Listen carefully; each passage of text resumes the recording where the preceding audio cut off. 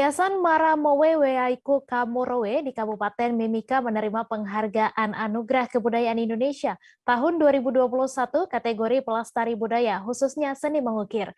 Penerimaan Anugerah Kebudayaan Indonesia ini diberikan oleh perwakilan Siswanto, perwakilan Direktorat PT LK Kementerian Pendidikan dan Kebudayaan Republik Indonesia di Rimba Papua Hotel pada Selasa 24 Januari. Untuk info selengkapnya akan disampaikan rekan Marcelinus, wartawan Tribun Papua yang akan menyampaikan laporannya. Halo Marcel. Ya, malam rekan Mei. Ya, selamat malam Marcel. Silakan dengan informasi Anda, bagaimana tanggapan pengelola yayasan ketika mendapatkan anugerah ini?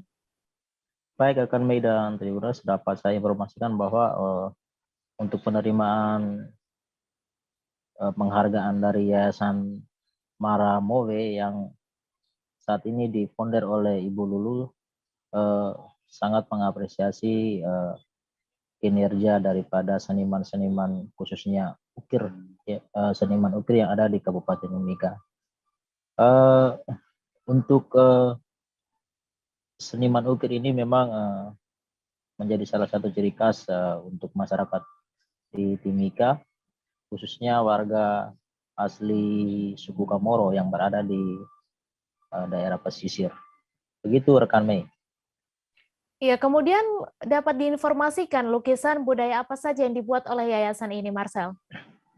Baik rekan Mei dan Tribuners, dapat saya informasikan bahwa untuk lukisan-lukisan atau ukiran-ukiran terkait ornamen-ornamen ini berupa patung yang melambangkan, salah satunya adalah patung yang melambangkan ciri khas budaya suku Kamoro, kemudian ukiran dalam bentuk buaya, jadi duplikat buaya seperti itu.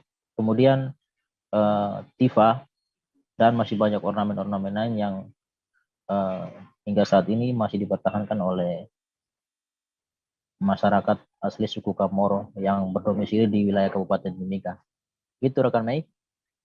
Ya, kemudian Marcel, sasaran penjualan lukisan ini di mana saja?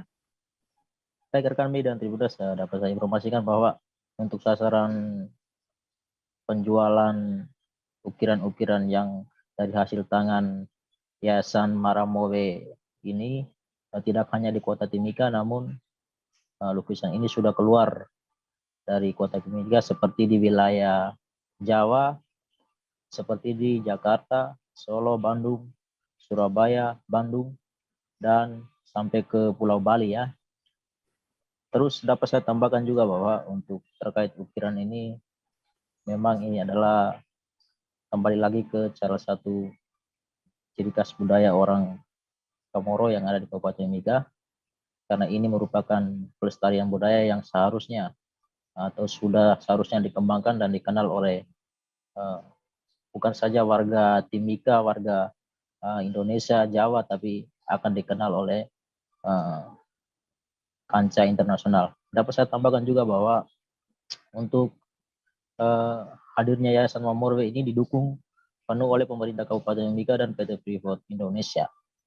Jadi yayasan ini sangat berkembang baik di Kabupaten Mimika saat ini dan menghasilkan ukiran-ukiran yang dinilai layak dan dijadikan sebagai salah satu mata pencarian. Begitu rekan Mei.